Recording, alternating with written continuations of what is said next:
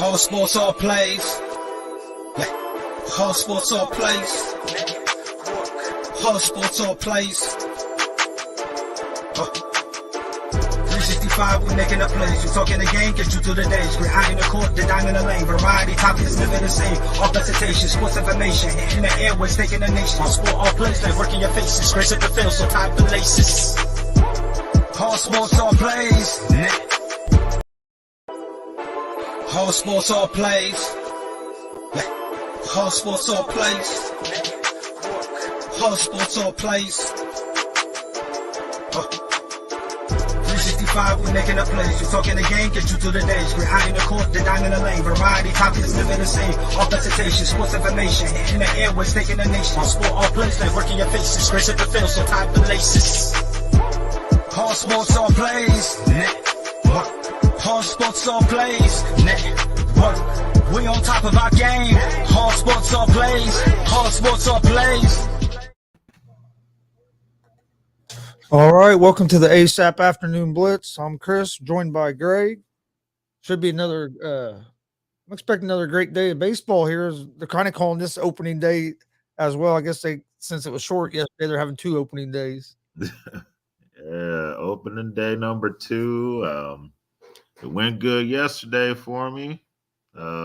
Royals won, so off to a good start. Oh yeah. Yes. Off to a good start. Now, there were some good games yesterday as well.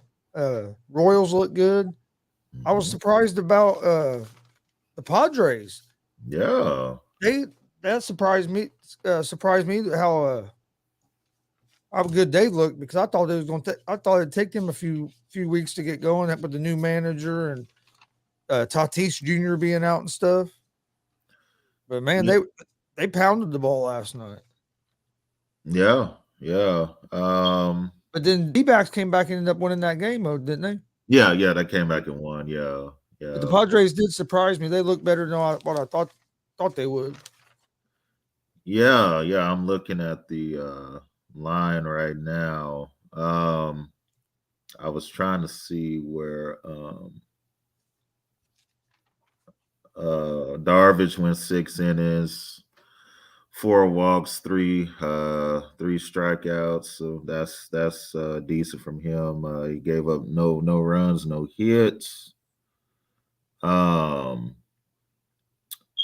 looking for Bumgarner's line real quick here. Wow, his was short. Bumgarner only went 3 innings, 1 hit, 1 run, and 1 earned. 4 walks and 2. So that's kind of surprising. Bumgarner didn't last till at least the 6th. So and the D-backs still won. That's what was real surprising about it. Yeah, D-backs still won. So yeah, I was surprised by that also. And also the Reds, how they beat the Braves, a little, shocked by that. And then the Mets beating the Nationals, even without, Scherzer starting, holding Washington to 1 run. So those were kind of surprising scores. Everything else kind of held up. Astros beat the Angels 3-1. Cubs ended up beating the Brewers 5-4. Kind of figured they would, win that one. So Cardinals stomped the Pirates 9-0. That's expected. Yeah. So, but yeah, it was a good day of baseball. Hopefully today is just as good. I would say the 2 biggest surprises to me yesterday was the Mets, because with who they decided to start at pitcher yesterday instead of starting Scherzer. Mm-hmm. I was like, what were we doing? And then they're saying Scherzer's starting today. Okay, he's starting today. All right. But so they kind of surprised me. And then I have to agree with you, the Cincinnati Reds. I mean, I'm a big Reds fan, but I wasn't expecting them to look like they did last night. They played good. Bullpen did give up a 2-run homer. That's why it was 6-3 instead of 6-1. But I Mhm. mean, they still play. I mean, and played some good defense. Yeah. Though Jonathan India at second base is tough. He made a couple nice plays there, but Malley had a pretty good outing starting pitching for the Reds. So I was kind of surprised last night, and I'm ready to watch the Reds again tonight. It got me fired up a little bit, getting the season kicked off to a good start. Yeah. Yeah. Reds are off to a good start. McGill, that pitch for the Mets yesterday. This is a pretty good line. 5 innings, only gave up 3 hits, no runs, no walks, and 6 strikeouts. That's pretty darn good for a guy that we haven't heard of. So so obviously the Mets knew more than what everybody else did. So it Yeah, worked for him. Yeah. I think me, you, and Dustin we was all on the we all had Nationals. Yeah, yeah, we all had the Nationals winning. Yeah, yeah. So, um, But in today's games, right now, Boston and New York are the Red Sox and Yankees are playing. It's in the first inning, mhm, still 0-0. White Sox and Tigers in the first, still 0-0. mhm. Then at 3 o'clock, you have the Athletics and the Phillies. But Red Sox Yankees, let's go back to that game. Mhm. Actually, Red Sox just scored 2-0. It's 2-0. Oh, it's 2 now. Okay. Huh. Uh, I think I was going to say before that, I think the Red Sox have a good chance of winning this game. I don't know. I'm not sold on the Yankees, even on their starting rotation. Yeah. Garrett Cole is pitching today, so kind of surprising that he's already given up 2 runs, and it's just the first inning. Usually, it takes till the 6th or 7th to be able to get Cole, but Is it just me, or is he not? He's not been as dominant with the Yankees as he was in Houston. yeah, he hasn't been, especially in the playoffs. But yeah, I would say Boston is going to win this game. Not just because they scored first, but I was gonna say them, before that. So yeah, Boston today. What's up, Dustin? No, just getting up. Just waking up, I should say. What's going on, Dustin? Not much. We was talking about the Red Sox and the Yankees game. Red Sox just scored to take the lead, but we were both leaning toward the Red Sox in this game before that. What do you think about the Yankees this year? I don't know. The Yankees are always tough to read. On paper, you always just look at their roster and think they're one of the more talented rosters in baseball. And then they end up going and underachieving. They might finish above 500, but make the playoffs. And then there's years where you look at their roster and their roster isn't that good, and yet all of a sudden they win 90-plus games and get into the playoffs. So they're always a tough team to read. Kind of in a similar situation to Boston, where Boston lost Kyle Schwarber, so they did lose one of their big bats in the middle that they need to replace. But I think both teams win 90 games this year. I think both teams are going to be in playoff contention. I just don't know who gets hot at the right time at this point. Yeah, and that game was supposed to have been yesterday, right? And this is one of them that got postponed. Mhm. Yeah, it got And the White postponed Sox- yesterday. Yeah, White Sox and Tigers are playing also right now. It's still 0-0. I would say the White Sox are the better team. Oh, definitely, yeah. Yeah, the White Sox are definitely better. Yeah. The weather can't. I bet you the weather isn't very nice up there in Detroit today. Oh, I don't necessarily know if the White Sox are that much better of a team, realistically. Because you look at how the AL Central ended up last year, the Detroit Tigers were the hottest team in that division the last 2 months of the season. Right. And a big reason for that was because a lot of their young pitchers started to pitch to their billing of being a top 30 prospect. Then they go inside Eduardo Rodriguez from the Red Sox last year, who was the Red Sox ace last year. You throw him into the Tigers rotation. You go and get Javier Baez and you throw him into the lineup. You have Spencer Torkelson, who's going to be in the running for Rookie of the Year this year. the Tigers are not going to be an easy out for anybody. I don't know if they're going to make the playoffs, but they are going to be a much better team than what they were last year. And they, like I said, they finished a lot better than anybody else in that American League Central those final 2 months. Yeah, and the AL Central could turn out to be a really tough division if everything pans out. The Tigers play well, Royals, of course, Twins. I kind of think the Twins are going to win the division, but the AL Central could be really, really tough. Yep. Next game is the Oakland Athletics against the Phillies. It starts at 3. Montes is on the mound for the Athletics, and Nola's on the mound for the Phillies today. I'm gonna go with the Phillies in this game. Okay.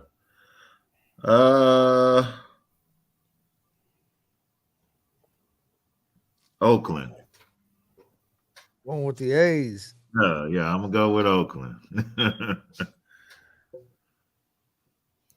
I'm going to go with Oakland today because Montas is on the mound. But Philadelphia is another one of those teams that's going to surprise a lot of people this year, especially when you look at 2 through 6 in their lineup when you got Harper, Schwarber, Castellanos, and Real Muto. Yeah. There's not going to be too many pitchers that want to go through the middle of that lineup 3 times in a game. No. I think the Phillies are going to be much improved from last year. Like you said, the heart of that lineup is going to be it's a nightmare. If they can stay healthy, I think they'll make some noise in the National League this year. Oh yeah. What we got next? Orioles and Rays was the next game. It also starts at 3. Means is on the mound for the Orioles and McClanahan on the mound for the Rays. I like the Rays in this game with McClanahan on the mound. But I do think the Orioles could be an improved team, though. I think they were moving in the right direction, but I still think the Rays are the better team right now. The Orioles can't be as any worse than what they were last season, so anything is up for them right now. But I'm gonna go with Tampa. Yeah, Tampa. I'm going to go with Tampa. Tampa's still got to be considered one of the favorites in the American League, especially when you look at their bullpen, their pitching staff, the way Kevin Cash manages that roster, and just knowing that every year they seem to have one of the smallest payrolls in baseball, yet they seem to be in the running for a World Series every year. They might have a little bit of a down year this year, but Tampa Bay still got to be considered one of the favorites coming out of the American League. Yeah, that's the thing with Tampa, too. They do a good job of developing players where even in a down year, the down year for them, they're still competitive. They don't just usually just fall off that much. But like you said, with the least amount of money, they spend the least amount of money and are right there almost every year. They got good coaches down there developing players. And the thing is, you look at a lot of teams that are really good in baseball typically have a middle to kind of bottom third of the league farm system because a lot of their good farm system players would be up in the majors at this point. Tampa Bay's got the number 2 farm system in baseball, and yet they still have a great major league roster. So that just goes to show you the amount of talent that they not only have on their roster now, but that's another reason why you always see them trade guys like Austin Meadows, who they just traded, or Blake Snell like they did a couple years ago, because they have another guy just waiting in the farm system to come up the next year. Yeah. Yeah, the Rays, that is the blueprint of how a small market team can compete against the big market teams. They do it perfectly. Yeah, and are competitive almost every season, it seems like. It seems like every season you're talking about the Rays. And they'll always talk about how they're a big surprise or something. It's like, at some point they're not a surprise anymore. They're just a competitive team they're doing things right. Oh yeah, very good. It's a little not normal with using the different pitchers and all that, but that's what that's what works, for him. So See, then at 4 o'clock today, we have the Seattle Mariners against the Minnesota Twins. Ray is on the mound for the Mariners, and Ryan on the mound for the Twins. I think this is going to be a good game. I think Seattle is going to be a improved team. They were playing better towards the end of the season last year. Man, I think that's a tough game for me to pick. But I'm gonna go with the Mariners. well, I don't know if the Twins are the betting favorite to win the AL Central. If they're not, then they should be. So I'm gonna go with the Twins. The Mariners are a 91 win team from last year that did not make the playoffs. They're the only team in baseball that hasn't made the playoffs since 2002. Their last playoff appearance was 2001, so they have the longest drought at this point. They went out and spent a lot of money this offseason to continue to build on what they built on last year. And they have Robbie Ray going today, who I think is going to win the Cy Young this year in the American League.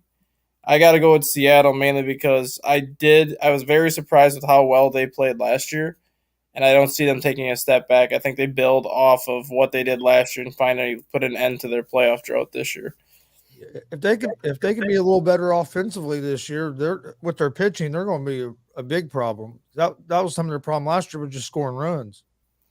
Mm-hmm. Yeah. And then we have the Dodgers at the Rockies. Bueller's on the mound for the Dodgers and Freeland on the mound for the Rockies. I'm gonna go with the Dodgers in this game. Bueller pitched good in spring training. He had a real good season last year.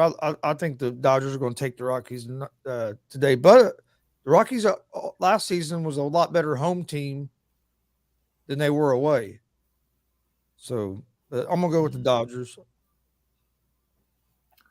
I'm gonna go with the Dodgers as well. Their roster is loaded, like it always is. They got Freddie Freeman now, Walker Buehler.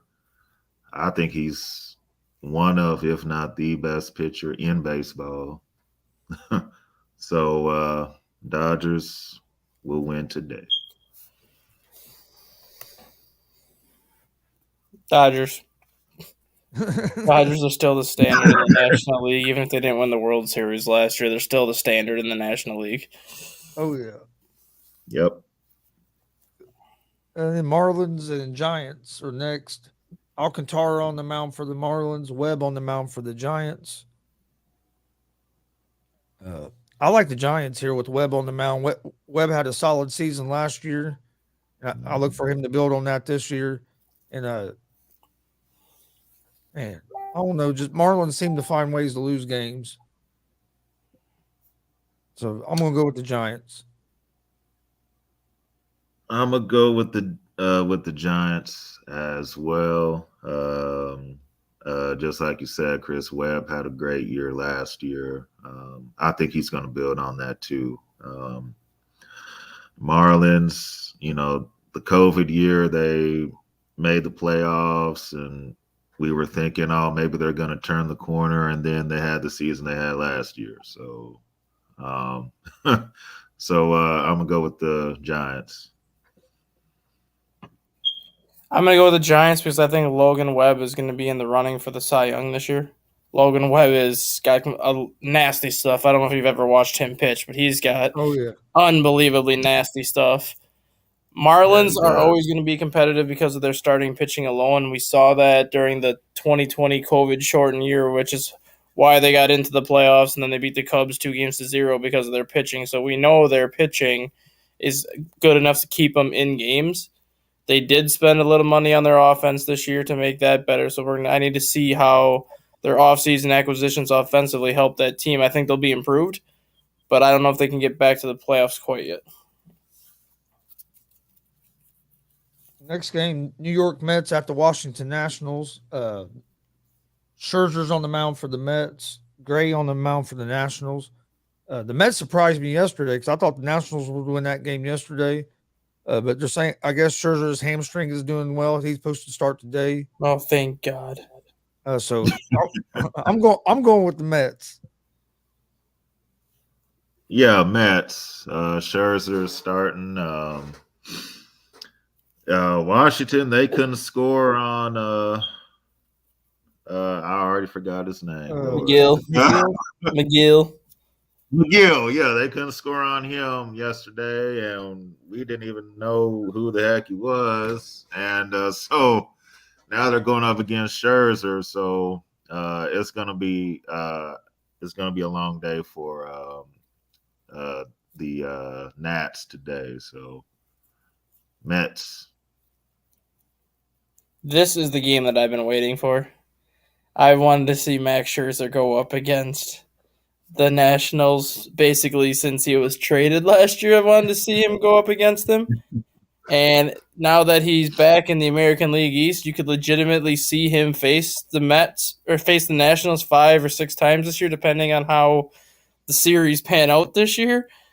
And we've seen Max Scherzer when he gets into his Mad Max mode, how dominant he can be, and I think he's going to use that as motivation today. I'm not going to be surprised if he takes a no-hitter into the 7th inning or later. He's going to be. I think he's going to be dominant, and I also think there's going to be some shit talking from him and some of the Nationals players back and forth. So it's going to be an interesting game to watch. I think, like I said, I think he can take a no-hitter into the 7th or 8th inning today because I think he's just going to try to rub salt on the wounds on the Nationals today. Oh, yeah. Then we have the Texas Rangers at the Toronto Blue Jays. Gray's on the mound for the Rangers and Barrios on the mound for the Blue Jays.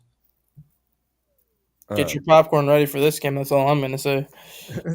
Yeah, this should be a fun game, but I'm going to go with the Blue Jays with Barrios on the mound. Yeah, I'm going to go with the Blue Jays as well. A lot of people have them as their favorite to make it all the way to the World Series. The team looks good on paper, so now we get to see. So, Blue Jays. I don't care who's starting this year. When you face the Blue Jays, it's going to be murderer's row. It's going to be a high-scoring game, and then you have the Texas Rangers who added Marcus Semien and Corey Seager, who basically you almost have a $500 million infield for the Texas Rangers. So it's going to be a high-scoring game. I don't care how good of a pitcher Barrios is. I don't care how good of a pitcher Gray is. This is going to be like a 10-8 home run derby style game where these teams are just going to outslug you to death. But Toronto is the team that scares everybody. You ask anybody in the American League who they don't want to see, it's Toronto. This is the one team that you could realistically say is a carbon copy of the 2016 Chicago Cubs when they won the World Series, where their entire lineup is based on 23, 24-year-old home run hitters that are just going to come out there and bludgeon you to death. And then they just went and made the offseason pitching moves to make that starting rotation deeper. The over-under in that game is set at 9. You think they go over? I think it's going to be over 9 at the end of the 3rd inning. The next game I'll be watching tonight, Reds at the Braves. Got some Martin on the mound for the Reds and Morton on the mound for the Braves. I think it's going to be another good game. I think the Braves probably have the pitching matchup advantage in this game. But I'm not going to go against my Reds, so I'm going to go with the Reds.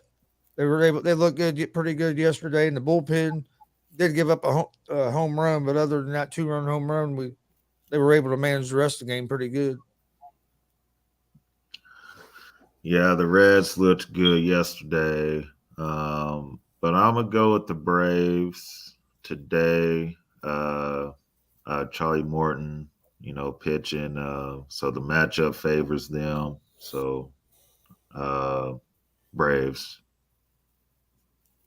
Yeah, I'm going to go with the Braves. I don't trust the Reds this year after what they've done this offseason. And like I said to you yesterday, Chris, to me, it's inexcusable why the Reds blew up their roster when they were only 1 or 2 games from making that 1-game playoff last year. So the fact that they blew up the roster after making all the improvements that they did last year just doesn't make sense to me.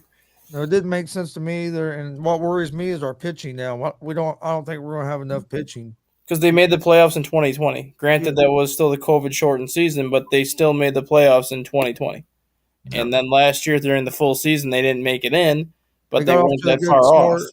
Got off to a good start and then fell off after the All-Star break, and the offense kind of disappeared. Yeah, so all you would have had to do is make some offensive moves, like whether it was re-signing Castellanos or letting him go and getting some other pieces. But instead, they're like, "Yep, no, we'll just trade everybody. Don't worry about it.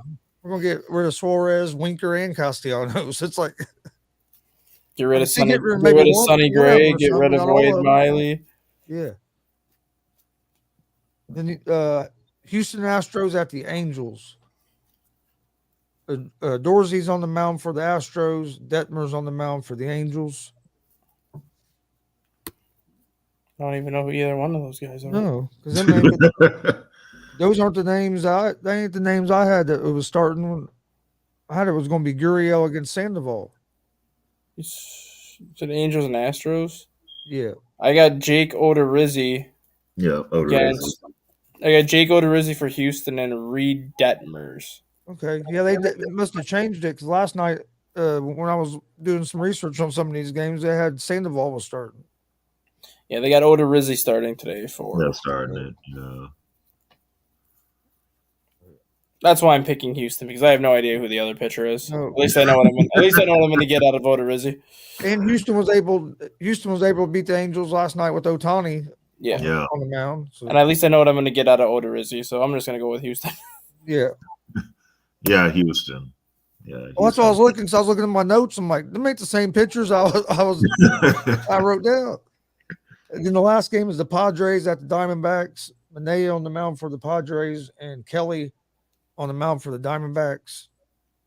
I'm gonna go with the Diamondbacks. That they looked good last night.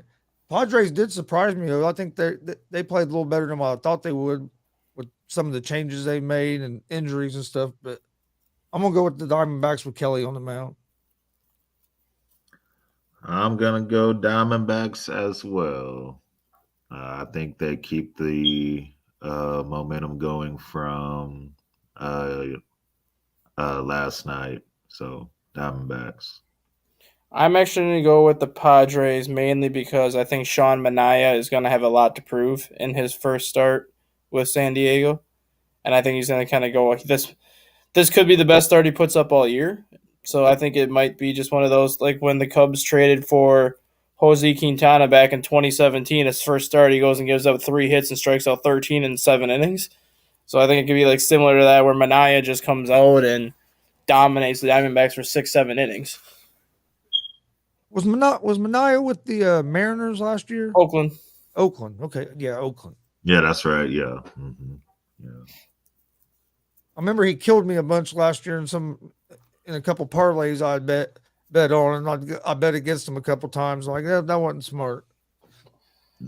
See, that's the thing with Oakland too. Like similar to Cincinnati, like I don't understand what Oakland was thinking, getting rid of Chris Bassett, getting rid of Manaea, getting rid of Olsen, getting rid of Matt Chapman when they were a 93-win team again last year, and they made the playoffs 5 of the last 7 years. Like I understand you're a small market team, but Manaea and Bassett were only making like $11 and $9 million each, which is a bargain for a starting pitcher. Frankie Montas is getting paid like $10 million this year, and he's a free agent next year that you can re-sign. And then you still had Matt Olson and Matt Chapman, who were both under reasonable deals. Like I don't understand their thought process either about blowing up a team that actually has had a lot of success. Yeah, I didn't understand that either because they like you said, for the last 5-6 years they've been competitive. They just keep building on what you have. I don't know why you start all over. But the Reds done the same thing. I was thinking the Reds would get rid of Suarez and maybe either Winker or Castellanos, but I was hoping they'd keep at least one of them. I never thought they was going to lose. They were going to get rid of all 3 of them. Yeah. Yeah. Tell you what, that second baseman though, that Jonathan India, I like watching him play. India. Play ball. Little Indy. Tiger Woods. Yesterday, we'll switch gears a little bit. Shot 1 under. Was tied for like I think 10th going into the second day today. He actually tees off here in just about 5 minutes. He'll be starting his second round. But nobody out in front of him has really made a big push this morning, the guys that have played. No, I mean, the guys that were all ahead of him yesterday, I mean, Schwartzel and Casey Smith have played well, especially Schwartzel. Schwartzel was even yesterday. Now he's 3 under par, so Schwartzel's had a good day today. But, like, Dustin Johnson's 1 over par today.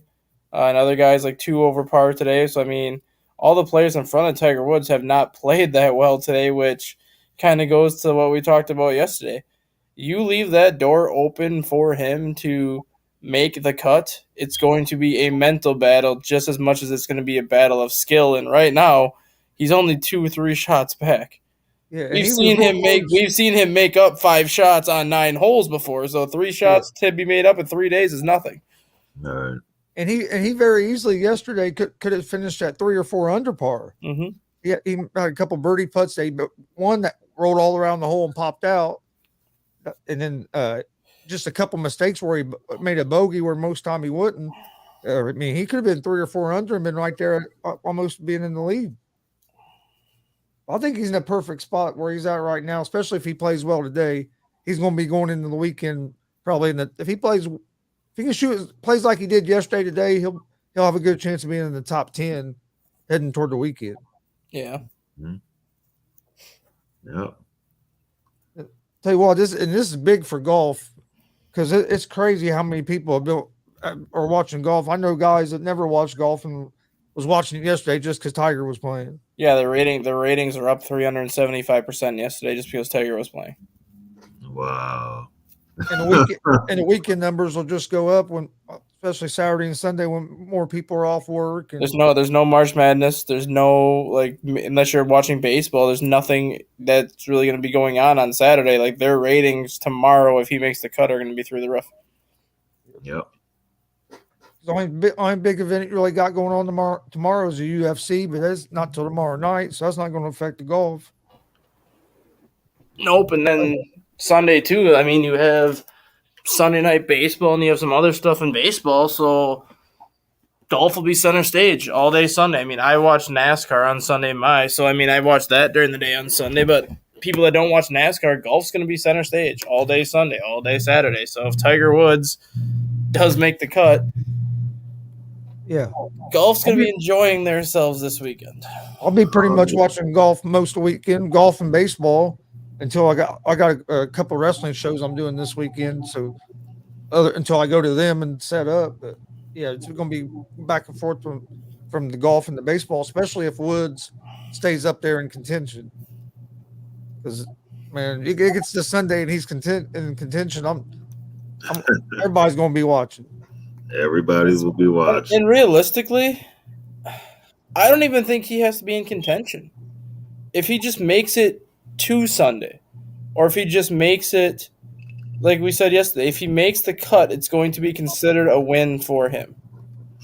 So even just getting to Sunday, I think a lot of people are just going to sit there and be like, wow, this was a hell of a round for him, and I just feel like they're just going to wait for him to get there, and then once he gets there, it's like, well, he made it to the weekend now, so we're just going to watch him regardless how he does. And I think he knows that too. Like, he's in a position where win or lose, he's still going to be looking at having a successful weekend. And what I like this comment about, it made me feel like he was going to play good today too, was when they were interviewing him yesterday afterwards and asked him how he felt. And he said, well, I'm about as sore as I thought I would be. So to me, that means, oh, hey, I'm fine. I can do this. I feel like I figured I would feel. I don't feel no worse than that. He's getting ready to tee off right now. Yeah, that just shows, like, if he says he's as sore as they expected it to be, that just shows that it's like he's as sore as he typically is when he goes to the Masters. He's not like any worse or anything like that. What was going to worried me was all the walking, but that didn't seem to bother him much yesterday. Hopefully, honestly, that's not what actually worried me. What worried me was we've seen like how much strain he puts on his body when he swings. Yeah. And that's usually when his back would always start to flare up, is because of how he would swing. I was more worried about the legs and the knees being able to hold up when he swung, just because of the amount of torque that he puts on his lower body. That's when I thought like something was going to happen where he just like lets one swing rip and all of a sudden like his knee just can't handle the torque. Yeah. Yeah, he just teed off. Now Neiman's getting ready to tee off. When's the NBA playoff start? Is that next week? Next Yeah, that's next week, Saturday. I think the first play-in game. I think the first round of the play-in games are Tuesday, I believe, because the last day of the regular season is Monday. So I think the first play-in games are Tuesday, if I remember right. On the Eastern Conference, the Western Conference play-in games, I believe, is Thursday, and then the winner of the 7-10 game automatically goes into the playoffs. But then the winner of the 8-9 would face the loser of that 7-10, and I think that game is Friday, and I think the playoffs start next Saturday, if I remember right. Jokic made history last night. Became the first player to have 2,000 points, 1,000 rebounds, and 500 assists. That's Huh. man. He's been. I mean, if you didn't think he was the MVP before, there's really no argument you can create anymore. You just can't. But do you think they're going to give him the MVP? I think they're still going to. They don't have it to Embiid. They don't have a choice but to give it to. You have to give it to him. He's had a better season he did last year. Yeah, he's having a better season than what he did last year. He single-handedly is carrying the Denver Nuggets into the playoffs. And then just that accomplishment he made last night, being the first player in NBA history to do what he did. As good as Embiid has played this year, name another center that's ever going to put up the numbers that Jokic has put up. There is no other center because there's not a center that can handle the ball like Jokic. Yeah. And that's what sets him apart from a lot of these centers. It's because just because he's a 7-foot center, he shoots like a shooting guard. He handles the ball like a point guard. So you can literally put him 1 through 5 on the floor and know that you're going to have success putting him wherever you stick him. Yeah, and he can get to a spot and shoot over basically anybody. Yep. Yoke is good. He can dominate down low. He knows how to pass. He's a versatile big man, and that's the type of center that we haven't seen. And he's been dominating, and he should be the MVP this year. So I just looked up the play-in schedule. So the play-in schedule will begin on April 12th, which is what, next Tuesday? Yeah, next Tuesday. So yeah, the Nets will play the Cavaliers next Tuesday, and the Hornets will play the Hawks on Wednesday the 13th. Obviously, the seating is going to change depending, but those will be the games that go on the 13th. And then you're looking at the Clippers will play the Timberwolves on the 12th. And then the Spurs will play the Pelicans on the 13th. The winner of the Eastern Conference games will play the 14th. The winners of the Western Conference will play the 15th, which is Friday. And then the actual playoff schedule is set to start Saturday the 16th. Oh, yeah, that means we get playoff games all next week other than Monday.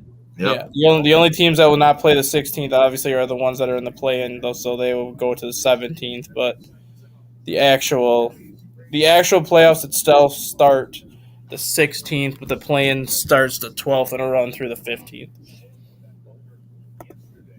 Good. It's gonna be a very good playoffs this year. I really do feel it's gonna be good. Going back to Jokic. Go ahead. This could be, depending on how the play-in goes, this could be the first time in 3 decades that all 16 teams that actually make the actual playoffs, not counting the play-in, but all 16 teams that are in the playoff field are above 500.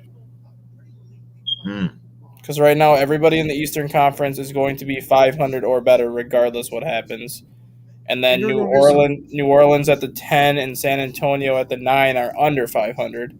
But the Clippers, the T-Wolves are above 500. So if The Clippers or T-Wolves or Clippers are going to be in for sure because one of those teams has to win that game. So the West is guaranteed to have 7 teams above 500. The East is guaranteed to have 8.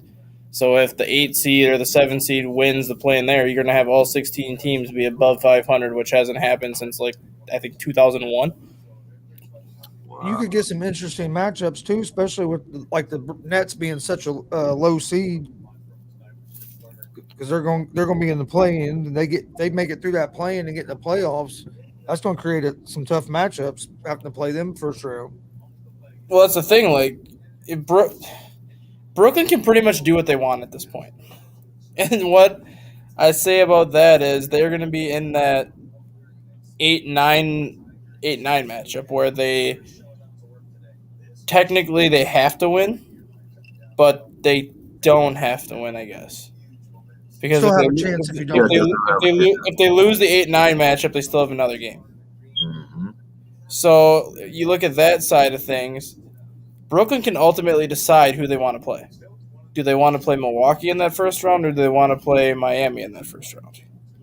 So with that logic, if they want to play Miami in the first round, then they probably aren't going to win that 8-9 matchup because that 8-9 matchup would guarantee them the 8 seed if they win the next game. If they win that 8-9 matchup, you're looking at them going to the 7 seed and having to play Milwaukee. So essentially, Brooklyn can kind of dictate how the Eastern Conference playoff field goes because they're really the team that can ultimately decide who they want to play. And if they do end up playing the Bucks, the Nets should be very confident because they were a toenail away from knocking them off last season. Mm-hmm. So if that is the matchup, I don't expect the Nets to be fearful of Giannis. So that would be a great matchup to start it off, though, first round. Yeah, if I'm the Bucks, I don't want to play the Nets first round. Well, if I'm the Bucks too, and I said this even during the game last night, if I was the Milwaukee Bucks last night, I would have lost to the Boston Celtics. And the only reason why I say that is the Bucks are now the 2 seed. So they're going to have to play the 7 seed or however that's going to pan out. If the Bucks would have lost and fell to the 3 seed, they would have got the Chicago Bulls in the first round, who they've absolutely manhandled this season and who they've absolutely owned the past 3 years. They've won 13 straight games against the Bulls. Why wouldn't you want to put yourself in a position to get them in the first round, a team that you've absolutely dominated the last 3 years, as opposed to seeing a team like the Atlanta Hawks, who were 2-1 against you this year, who have given you a tough matchup in the playoffs, and potentially other teams in that first round that are going to match up better with you than what the Chicago Bulls do. Because now you have the Boston Celtics, who fell to the number 3 seed. Celtics went 2-2 against the Bulls this year during the regular season. That was the matchup that the Bulls wanted to get because they're like, well, we can't beat Miami. Miami's beaten us by 20 points every single game. Bucks have owned us the last 4 years. Philadelphia's beaten us by like 20 points all 4 matchups this year. The only team the Bulls really match up well against in that first round where they can actually put up a first-round game is Boston. I know the game on Wednesday night didn't show that because the Celtics won by like 30. But the 2 games before that, the Bulls won, I think, by 8, and the Celtics won by 5. So the Bulls ended up getting the matchup they wanted by the Bucks beating Boston. Yeah. And now we're going to see because KD, like I said, he almost knocked off the Bucks by himself last season. So now it's KD. Kyrie is playing now. So the Nets are going to have a real good chance to knock off the Bucks here. So if I'm the Bucks, I'll be very, very worried right now. I mean, if you look at the NBA playoff field, I think we can all agree that the Western Conference is really a 3-horse race: Memphis, Phoenix, and Golden State. Yep. If you look at the Eastern Conference, it might be like a 4-team race now with Philly, Milwaukee, Miami, and Boston. But you could even argue that the Eastern Conference is 6 or a 7-team race because before the Bulls went through the injuries that they went through, they had the best record in the Eastern Conference, and a lot of people looked at them as potential NBA final contenders. The only player they're not going to have back for the playoffs is Lonzo Ball, which that is a big loss to this team. But Patrick Williams is getting healthier every single game. Caruso's back, and the Bulls are going to be as healthy as they've been since their 27-11 start. The Eastern Conference, realistically, even with Brooklyn too, Brooklyn as an 8 seed can win the Eastern Conference easily because of how well they've played all season long. The Eastern Conference to me has like 5 or 6 teams that can come out of the Eastern Conference. That's why I think the Eastern Conference playoffs is going to be the conference to watch, just because of how good that league has been all year. Yes, they don't have the dominating teams that the Western Conference does, but the top 4 seeds are separated by 1.5 games. Seeds 5 and 6 are separated by 1 game. Seeds 7 through 10 are separated by like 2 games. There's really not much separation from the 10 seed to the 1 seed. I think that's like a 7-game difference from the 10 seed to the 1 seed. So like all 10 of those teams that are going to be in the playoffs have the capability to beat any one of those teams in the playoffs. Yeah. Yeah, it's gonna be really, really good. And usually it's the Western Conference that gives us all the great playoff games and all that. But yeah, Dustin, just like you said, this time I think it's gonna be the Eastern Conference that's gonna give us all those good playoff games. Well, I think it's shifted right now. The Eastern Conference is the more balanced conference. Like you said, there's more. You got your dominant teams in the West, your 3, but in the East, like you said, anybody could win it. And to me, that makes the playoffs even more exciting to watch because you've had teams in the Eastern Conference that have been champions. Bucks get eliminated first round in the playoffs. Yeah. You've had teams in the Eastern Conference that have been strong like all season long, but you haven't had a dominating team. Miami's 52-28. And then you have Milwaukee 50-30, Celtics 50-31, Philadelphia 49-31, Raptors 47-33, Bulls 45-35. Like all those teams, like yes, the Bulls are 7 games behind Miami, but basically seeds 2 through 5 are separated by 3 games. You don't have that dominating force like you do with the Suns 63-17, Memphis 55-25, and then Golden State 51-29, who as a 3 seed would be threatening for the 1 seed in the Eastern Conference. Dallas 50-30 as a 4 seed would be going after the 1 seed in the Eastern Conference. Yeah. Yeah, in the East, whoever gets hot and is playing the best basketball, any of them teams can come out of the East. Mm-hmm.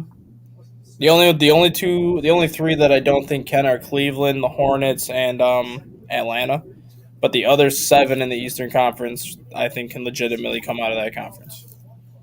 I don't think Cleveland's too far off to being more to move up and be more competitive. No, they're not too far off, but I think they were the 4 seed at one point, and like were 13 or 14 games above 500, and now they're sitting at 6 games above 500 and really have not played well. They've actually played themselves out of a top 4 seed versus a team like Toronto, who everybody wrote off this year. All of a sudden, Nick Nurse has probably put together his best coaching resume since he's taken over that job, and he's got them at 12 games above 500 right now, and the second hottest team in the Eastern Conference behind Boston since February. And they're doing that without Lowry. They're doing that without Leonard. They're doing it basically with Fred VanVleet and Scotty Barnes and an occasional showing from Siakam. Otherwise, that team really doesn't have a star like they did back when they had all their success. Tiger Woods bogeyed the first hole. Ooh, off to a rocky start. But the leader has dropped down to 4 at -4, so he's still only 4 shots back. Oh, okay. At even. And also one of the blockbuster matchups in the Western Conference playoffs, if in that second round would be Golden State versus Memphis. And then you would have must see. And then you would have potentially Dallas versus Phoenix, and much like Boston and Toronto, Dallas is one of the hottest teams in the Western Conference. Yep. Yeah. Nobody thought – I mean, everyone thought Dallas had a shot to make the playoffs as like a play-in team, possibly get in as like a 6th seed and just kind of sneak in. There's nobody that thought Dallas would be sitting at 50-30 right now with Jason Kidd as their head coach. There's nobody. When they really only have Luka Doncic and Do you think Doncic should have been more in the MVP conversation? I do, but at the same time, when I you wouldn't put him have, ahead of Jokic, don't get me wrong, but I think he should at least been more in the conversation. I think he should be more in the conversation. But when you have Jokic doing what he's done, and then when you have Embiid playing the way he's played all year, and Morant doing what he's done with Memphis, it's kind of hard to put yourself in that conversation because you can look at DeMar DeRozan too. The season that DeMar DeRozan has had would be MVP worthy every single year for the most part. But because the Bulls went into a little bit of a slump, and the fact that there's like 5 players that have played better than DeRozan this year, he's not going to get any MVP consideration despite having the year he's had. Yeah. How far do you think Memphis can go?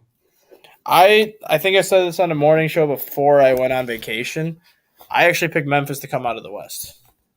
Just because they may not have the best offense. The best offense goes to Phoenix. And we've seen that Golden State offense, like when they get humming, it's one of those offenses that you don't have any answers for no matter how good of a defensive team you are. But Memphis plays that defense that carries very well in the playoffs. They play that defense that's going to get after you. They play that defense that's going to get physical with you and just get under your skin, kind of like what the Cavaliers did to Golden State when Golden State had that 3-1 lead. They started to get more physical with Golden State, and they got under Draymond Green's skin, got the technical, got him kicked out of the next game. That's kind of what Memphis does with Taylor Jenkins. They just play that. We don't care if you have more talent than us. We don't care if you're bigger than us. We're just going to just get under your skin and force you to kind of beat yourself as opposed to us really beating you. Yeah, that would be I wouldn't be surprised if Memphis made it to the, finals. I mean, Phoenix is the best team. But if Memphis did, make it out the West, it wouldn't be a total shock. No, and I mean, everybody talks about Morant, which they should, because how great he's had a season, but they're still 20-2 without him. Yeah, they're 22 without. Yeah, that shows you like how good that Memphis roster really is. Crazy, yeah. And he hasn't played. Morant hasn't played the last 3 or 4 games. Mm-hmm. Yeah. They already said that they're shutting him down for the regular season because I think they have their seed clinched at this point where they can't fall below the 2.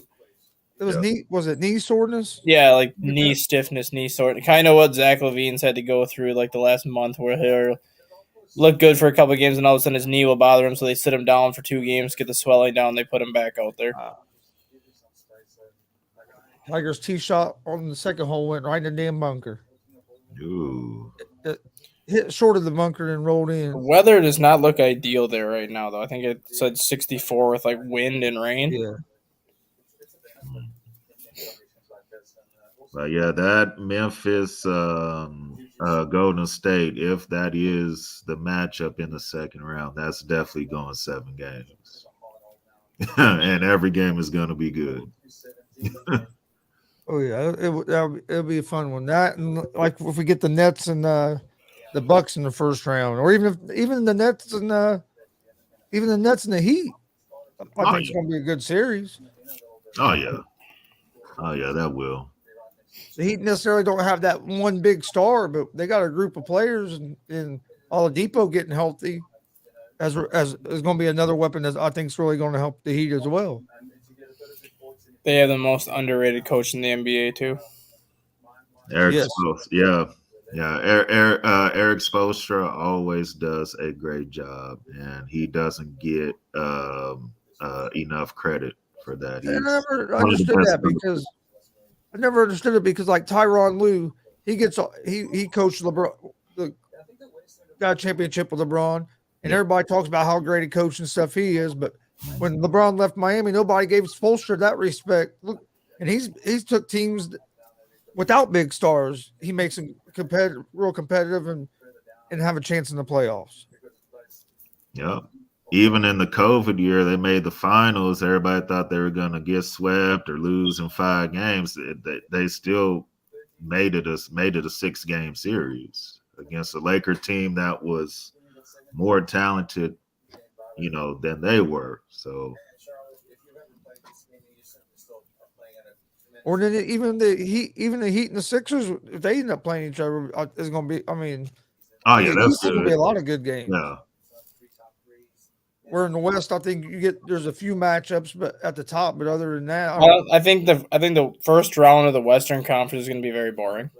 As in, like, the top 4 teams should be able to just kind of get through their first round opponents with relatively ease. Maybe Dallas gets a little bit of a battle from Denver or Utah, but the other top 3 teams I think will get through with relative ease. The Eastern Conference, I don't think anybody. I mean, if Milwaukee gets Chicago, I could see Milwaukee sweeping Chicago, but outside that, I don't think anybody in the East sweeps anybody that first round. I wouldn't be surprised if all 4 series won 6 games. Yeah, no, I wouldn't be surprised either. Yeah. And I wouldn't be surprised if 1 or 2 of the top seeds didn't get knocked out. I mean, like you said, the Nets match up good with the Bucks. They barely lost to them. So if they win that game, then trying to think who the other matchup. Who would the Sixers have? Sixers would be the 5 seed. They would get Toronto, so they would get a division rival that they see 4 times a year. Yeah. Oh yeah, the last time Sixers and the Raptors were in the playoffs, Kawhi Leonard shot, so that's going to have more merit carrying with that again. Yeah, let's not and let's not sleep on Cleveland either. They've played very good this season. So, not saying they're gonna win a series or anything like that, but if they do end up making the playoffs, they can win you 2. I think. I was a lot higher on Cleveland to hear the last few weeks. They just kind of they've dropped off, haven't been playing as well. But you're right, that young core they have earlier, especially early in the season, they were playing real good basketball. Yeah, and that's the thing to watch too with Cleveland too, is they don't have Sexton this year. And they're still in the position they are in this year. You add Sexton back into that mix next year, they're going to be another team that's kind of could go like what Memphis did this year, where they just come out of nowhere and end up being a top 4 seed. Yep.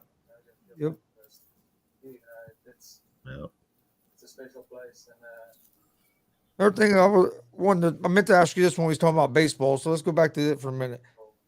There was a lot of pitchers that were wild yesterday. So a lot of guys get hit.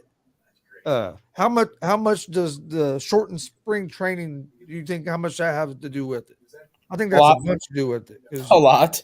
Did you see dude get hit in the Alonso? Yeah. Man, if that ball would have just been up, if it wouldn't have hit him in the shoulder first, who knows what would have happened? Yeah, I just not having that full spring training really takes starting pitchers out of a rhythm. Because like the first 2 weeks when pitchers and catchers report to spring, they're really not doing anything like pitching wise. They're just out there getting loose and playing catch and kind of going through the motions of getting their arm ready to pitch. And then once spring comes, usually your first start you throw 1 inning, maybe 2. Your second start you throw 2 innings. Your next start you throw 3, then 4. And then those last 2 starts of the spring are kind of when you get into that 5 and 6 innings range and you're working on like all your stuff. A lot of these pitchers haven't gotten to 5 or 6 innings yet. A lot of these pitchers probably haven't followed the same routine where if you throw 2 innings in your start, you sit down one day and then you'll throw a bullpen session the next day to get ready. I guarantee a lot of these pitchers haven't even had those bullpen sessions because they haven't had time to. They've had to worry about getting just ready without having all these side sessions to work on the things they like to work on. Yeah, because it seemed like almost every baseball game I watched last night, somebody was getting hit. Yeah, that's from,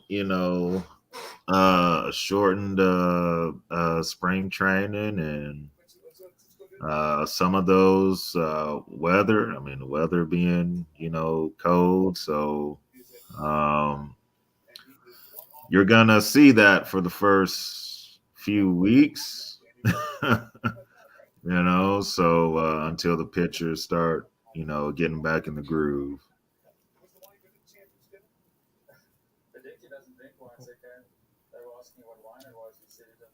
Yeah, I like that Alonso man. That could have been real bad. I mean, that was real close to hitting him straight in the face. Yeah. Yeah, that was. What was it? Oh, Shane McMahon's son has committed to go to Indiana University to play football as a preferred walk on. That was another topic I saw last night. I thought was pretty interesting. I didn't even know Shane McMahon's son played football. Man, that was all over the place last night about that. Which hopefully he'll help IU football. A couple years ago, we looked like we were going to be one of the better teams in the Big Ten. Then last year, we were terrible again. So yeah, they had the one good season and then kind of went back to what they've been doing normally. So yeah, we'll see.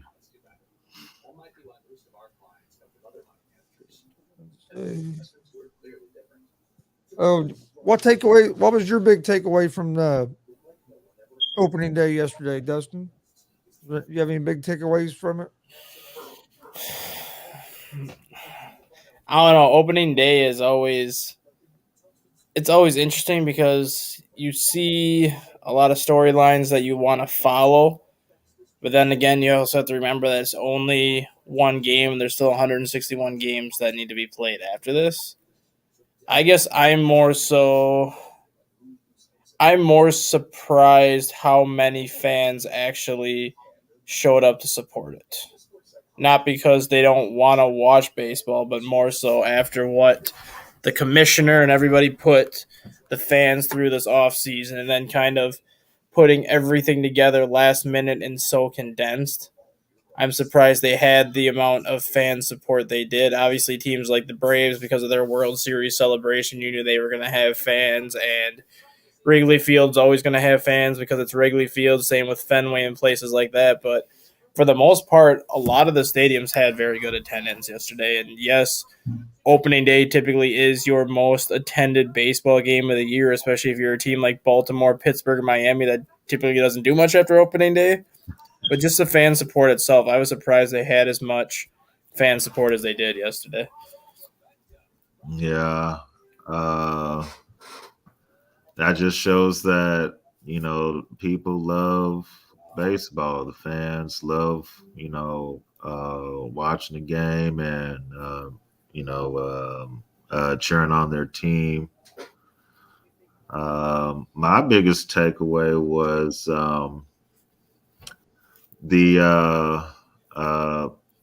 as Chris was talking about, the pitchers being wild.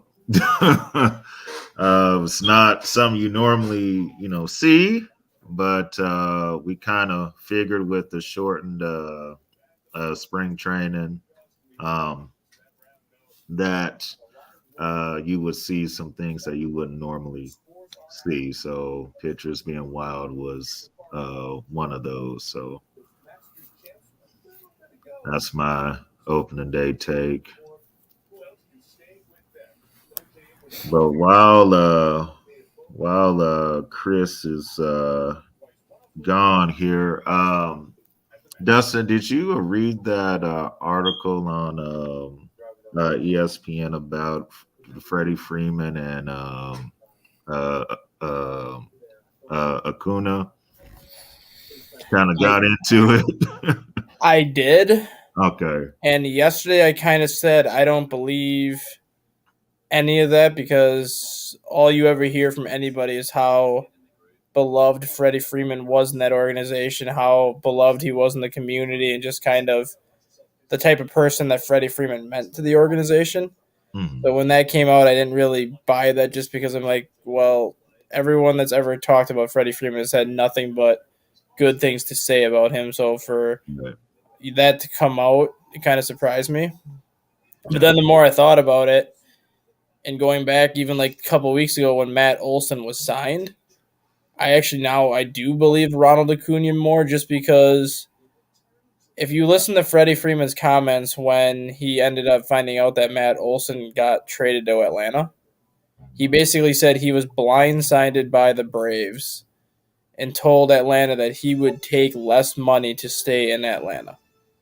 So that leads me to believe that they did not even talk to him about bringing Matt Olson in, or they already had their mind made up that they were not going to re-sign Freddie Freeman for whatever reason. And if that's the case, everything that he's done for that franchise over the better part of the last decade, you have to wonder if there was something going on behind the scenes where a guy even tells you that he would take less money to stay here, and yet you go and make a trade and then pay Matt Olson what you paid him. Right. Yeah, when I was reading it, I was a little shocked as well, because Freddie Freeman doesn't really come off as a person that is a mean guy, or anything of that sort. But my whole thing, I get every team has their rules. The Braves do things one way. Royals might have their own rules in the clubhouse and all that. I just feel like Freddie Freeman might have made too big of a deal of the eye black and the sunglasses and all of that. I understand image thing, or you're trying to uphold the Braves image and all of that, but sometimes you just gotta let people be. Like if Acuna likes the eye black and the sunglasses, then let him do that. Sometimes you gotta let people do what makes them feel comfortable. And I just think it was one of those things where you're as a veteran, I get it. He's trying to, set the rules, and this is how we do it here. But at the same time, you don't really need that, because it's not that big of a deal. At the once it's said and done, like. Mm-hmm. It was interesting read, definitely. Very, very interesting. Yeah, I mean, I don't know. You heard that? I think you heard that a couple of years ago too, with Fernando Tatis and the bat flipping, and then just the way the Puerto Rican players play the game of baseball as opposed to the American players. And I know a lot of the American players, especially the more of the seasoned veterans, had a problem with the way Lindor and Baez and a lot of those people play baseball, just because it's kind of outside of their comfort zone. But then I'm like, you have to realize that that's how they play baseball in Puerto Rico. Right. You go to Puerto Rico, all you see in Puerto Rico is bat flips and this and that, and just all the flashy plays that the American baseball just typically doesn't do. So when they come to America and play the same exact way, it's not that they're trying to like insult the way the game is played. It's just that's how they played in Puerto Rico. That's how they were brought up. That's how they're comfortable with playing. Exactly. Yeah, exactly. So one of those things, different cultures, and it was kind of a misunderstanding, between Freddie and Acuna, but Freddie's on the greener pastures. He's with the Dodgers now. So you think the Braves made a mistake keeping Acuna over Freddie? I don't think they made a mistake keeping Acuna just because he's only making $11 million a year for the next 9 years. So I just think they made a mistake signing Matt Olson for what they signed him when Freddie Freeman said he would take less money. Yep. Yeah. Same here. Yeah. If 5 years, $100 million, you could have had Freddie Freeman. right. You could have kept him in Atlanta, and then he would have still had an extra $15 or $16 million to add a couple more pieces if need be. Yep. If he's saying that that's all he wanted and he was, gonna take less, then why not, give that to him? Do you think that they end up not re-signing them because of the rift between them two? I think there was more behind closed doors that we'll never find out about. And the only reason why I say that is the guy was with Atlanta for 12 years. He meant so much to that city. He meant so much to the organization. And everyone that's ever talked about Freddie Freeman, all they can say is just how much of a respected person he is. Yeah. And then when you find out from him that basically less than 10 hours after the Matt Olson trade goes through, Freddie Freeman says he was blindsided by the move, basically saying that I would have taken less money to stay in Atlanta as opposed to going to the Dodgers. That leads me to believe that the Braves never really talked to Freeman about coming back at all, and they had their mind made up before the Matt Olson deal even went through that they were not going to retain him beyond last year.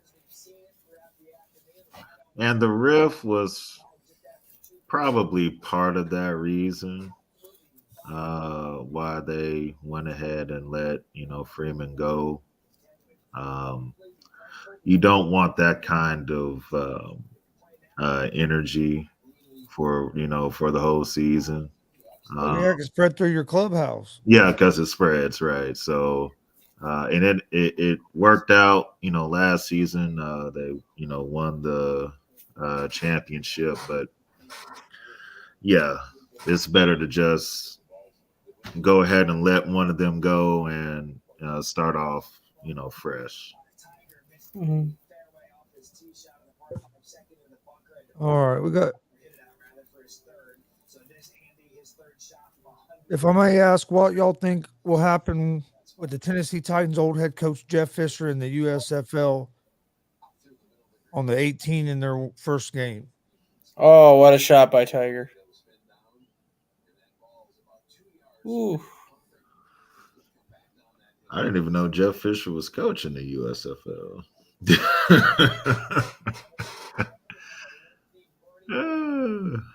After putting it in the bunker on hole 2, he's got a birdie opportunity on hole 2 from about 20 feet out, and will just miss it, so he pars it. Okay. Oh yeah, he's not playing bad. But yeah, what do you think about Jeff Fisher coaching in the USFL, Dustin? Did you know he was there in the USFL? Do you want my opinion on the USFL? I think the USFL is a waste of freaking time. Is there another football league, like fan control league or something starting? I think that's a waste of time too. The only reason why I say the USFL is a waste of time is because of next year. When the XFL comes back, everyone's going to be watching that. Yeah. So are you going to say that you're bringing in this league as just like another 1-year placeholder, and then all of a sudden the XFL comes back and this spring league folds again? Like, it doesn't make sense that you would have this league start when the XFL is going to be coming back next year. You already saw the AAF fold 2 years before that. It just doesn't make sense to me that you were like so set on, hey, yeah, let's start this new spring league just because the XFL is not back. I mean, in terms of Jeff Fisher, he's the most experienced coach that's going to be coaching in the XFL or the USFL, but looking at his roster, he doesn't really have much to work with. His quarterbacks are Paxton Lynch or Shea Patterson. Huh. His wide receiver is Jeff Badette and Lance Lenore. Connor Davis is his tight end. Stevie Scott III is his running back. So, I mean, it's not like he's got the greatest roster to work with. I'm not saying he's not going to have success with that roster, but it's not like the XFL where you actually had legitimate NFL caliber talent on each roster. Like, these players, I'm not saying they're not NFL caliber, but who really honestly believes that Paxton Lynch is going to be starting in the NFL next year? Who honestly believes that Shea Patterson's going to play a significant role on a team next year? No. That's why, like, I don't understand the whole point of this league other than getting people more football to watch. Because I've already said this, I think the NFL's ultimate plans are to use the XFL as kind of a feeder program, much like how the NBA has the G League, where you have 16 XFL teams. You can have 2 teams assigned to like each team, and then those 2 teams can have like say 5 or 10 players that they can sign to like 2-way deals, where if players get injured, you call them up, and then you send them back down to the XFL. But I mean, Kyle Sloter is like the best quarterback that's going to be playing in the USFL. And the XFL, it wouldn't have. I don't think it would have folded this time if it wouldn't been for the pandemic. And honestly, they didn't have. It wouldn't have folded because of the pandemic. They just had to fold because they weren't going to have fans. And originally they said they were going to push through and play the rest of the season without fans, just because they had the ESPN TV deals. They had all the TV deals in place where they could have continued to play and they would have still had the viewership. It's the fact that they were kind of forced to stop playing because everything else stopped, where if they would have kept playing their season, they would have been looking at the XFL like, we're playing in the middle of a pandemic. What are you guys thinking? So they were kind of forced to cease operations the way they did. Yep. All right, yeah. USFL is basically minor league football. And I don't know how many people are going to watch their game. I wasn't going to watch none of their games. I'm going to watch the first week next week just because I want to give it a chance. I'll probably watch the first week. Because when the AAF started, I was kind of on the same fence that I am about the USFL, where I didn't understand why they were bringing the AAF in, and then I watched the first week and gave it a chance, and I enjoyed it because it was spring football. Granted, it wasn't the greatest quality, but there were still some good players in the AAF that played in the NFL before, and like some players that made it. But when the XFL came back and I saw who the coaches were going to be, and then I looked at the rosters and saw some of the players on the roster, the XFL actually tried to make their spring league competitive because they didn't go after all these undrafted players that are going to be lucky to make a practice squad. They actually went and got former first-round picks, former third-round picks, former players that were in the NFL that either got in trouble and just lost their opportunity or just had whatever opportunities taken away from them. They haven't been able to link back on with the roster. Like, look at the Los Angeles Wildcats. Josh Johnson, who's been a journeyman quarterback for 15 years playing with 14 different NFL teams, goes to the XFL and looks like an MVP caliber quarterback. Had he not played that well, he probably doesn't have a backup job in the NFL right now, and he's been a backup for years, so it's not like people haven't seen his talent. Well, PJ Walker on the practice squad for the Colts, and he got an NFL job with the Panthers. Jordan Ta'amu from the Battlehawks ended up signing with Kansas City because of how he played. And then you had guys like Sammy Coates. Sammy Coates was a former Pro Bowl receiver with the Steelers, and then he ended up getting in trouble and kicked off the Steelers. So he goes to the Houston Roughnecks and has a great year. You had guys like there was a tight end too, but I can't think of his name. Lance Dunbar was a running back that was with the Dallas Renegades. You had the tall, like 6'8" tight end that played with the Dallas Renegades, who had NFL experience that actually ended up getting another NFL job. Donald Parham. Donald Parham was the guy that ended up getting like a starting job actually after the XFL. Yep. So the XFL actually went about it the right way, where they not only brought in former NFL coaches, but they actually brought in like players that were good enough to play in the NFL. Players that were former like draft picks that were on NFL rosters before. It wasn't just like throwing an 8-team league together and being like, oh, we need players. How about you come play for me? How about you come play for me? And they got some good coaches as well. Yeah, you look at the USFL, Jeff Fisher. Well, he's a very notable head coach. And then you have Kevin Sumlin, who was a good coach in college, but what has he done in the NFL? Nothing. Mike Riley's a decent coach just because he had success in the college game with Oregon State, and then he had success with the Chargers for a while. But Mike Riley was very good with the San Antonio Commanders in the AAF, so he's kind of got that spring coaching experience. But outside of that, there's really not a notable head coach in the USFL. And then you look at what the XFL had. You had Mike Martz. Oh, no, Mike Martz was AAF. The XFL, you had Jim Zorn. You had Winston Moss. You had June Jones. You had Bob Stoops. You had Pep Hamilton and Kevin Gilbride and Mark Trestman. And all these guys have had not only success at the NFL level, but they've had success a lot of places they have gone. Yeah. Yeah. Yeah, because Pep Hamilton, he's been with the Colts. He's been, I mean, Yeah, he's the offensive coordinator. He was a quarterback coach for years, and now he's the offensive coordinator with the Chargers because of how the success that he had with the DC Defenders. And I think he'll be a good offensive coordinator with Herbert.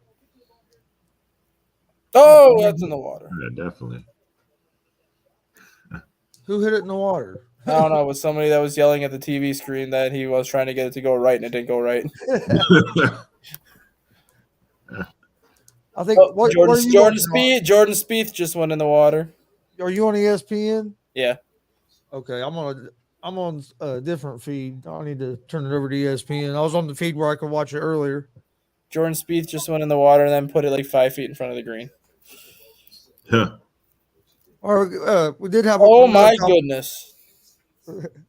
I knew Greg wanted to talk about some other coaches have jumped on with the Brian Flores lawsuit. Yeah, so Steve Wilkes, he's joined the lawsuit now as well. And I believe I'm trying to think of Ray Horton. Ray Horton, yeah, he's on there as well. So this will actually help Flores to me, because now it's not just him. So now they can't just say, well, he got mad because he got fired and now he wants to sue everybody. No, that's not what this is about. Because now we have two other people saying the same thing that Brian Flores is saying.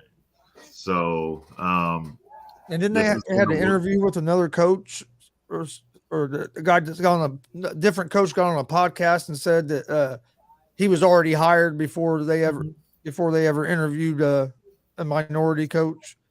That he already knew he was hired, and they still went ahead and done those interviews, even though there was no chance they were going to hire him. Yeah.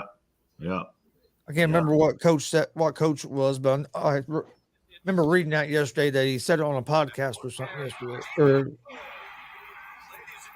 Yeah. But no, it helps. It helps. I think it's big because now you finally got more coaches that are comfortable enough to come out and support Flores and come out and tell what's going on. I think Flores was the one that opened that door, and now you're finally seeing some people step in. Hopefully some more do. Yeah. That's the only way anything's going to change. And like I've said numerous times, the fact that Brian Flores did what he did and basically put his future head coaching opportunity in jeopardy by doing this made me believe that he had concrete evidence that something was going on. Otherwise, why risk your future by going through with it? And now to see Wilkes and now to see Ray Horton kind of join in with him, that kind of proves my point on that he has to have had evidence, because now with other people siding with him, the NFL can't just turn a blind shoulder on it anymore. They have to be like, well, who's going to be the next coach to come forth? Who's going to be the next person to come forth? Because the more coaches that come forth, Roger Goodell's not going to have a choice but to kind of look at the wider picture and say, okay, we really do have a problem here. Yeah. The more people step forward, the more pressure it's going to put on the NFL. Yeah, it's definitely going to put pressure, and we'll see what the NFL does. I'm just kind of still amazed that the Dolphins GM, first off, he still has his job, because when you're telling your coach to throw games, how can you still be a general manager in the NFL when you're telling your coach that? I mean, that doesn't make sense to me. Is it the same as betting? No, it's not the same as betting. But I mean, you could pretty much say it is, though. Yeah. I Because mean, yeah. you're literally telling your coach to throw games where if people are betting money on your team Yeah. and it's you're gonna- throwing games, you could technically say that is a form of betting because you're altering the outcome. And if that starts getting out there, that's all what's going on a bunch. That's going to affect their partnerships with all these sports books. Yeah. And I mean now, because that's even more important now, because look how many people bet on all these games now. Oh yeah. It's lots. You find out you lost a bunch of money because a coach was told to lose. Yeah. I mean, that's not going to sit well. Yes, and how they're not, banned from the league. Like I'm not, getting that, because you can't the product that the NFL has. You don't want people kind of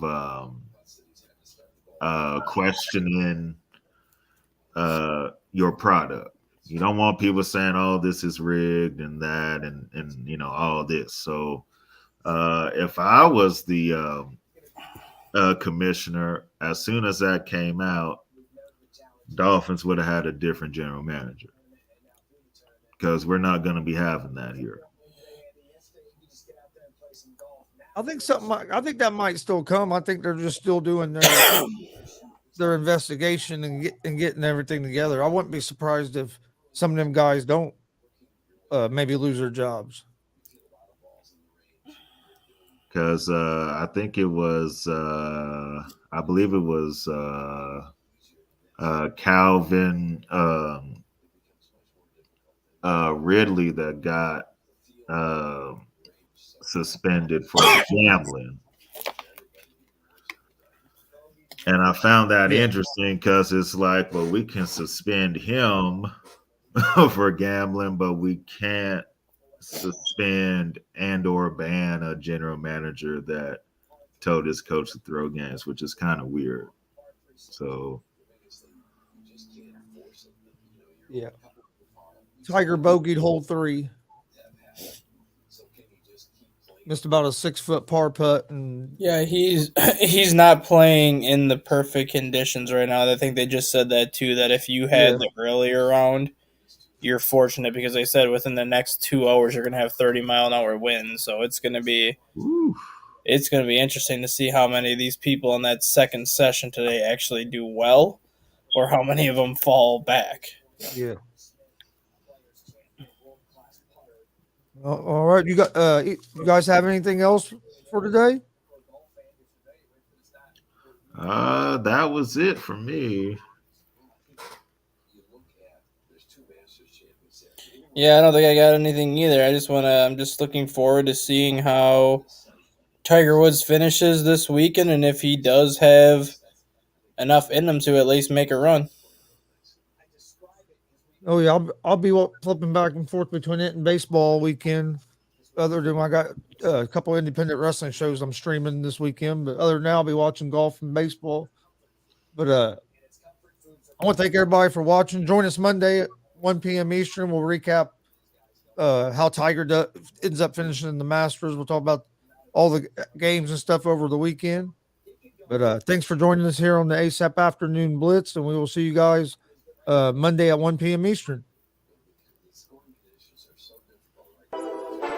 All sports, all plays. Yeah. All sports, all plays. All sports, all plays. 365, we making a plays. We talking the game, get you through the days. We're high in the court, the diamond in the lane. Variety, topics, living the same. All presentation, sports information. In the airways, taking the nation. All sport, all plays, like working your faces. Grace at the field, so tie the laces. All sports, all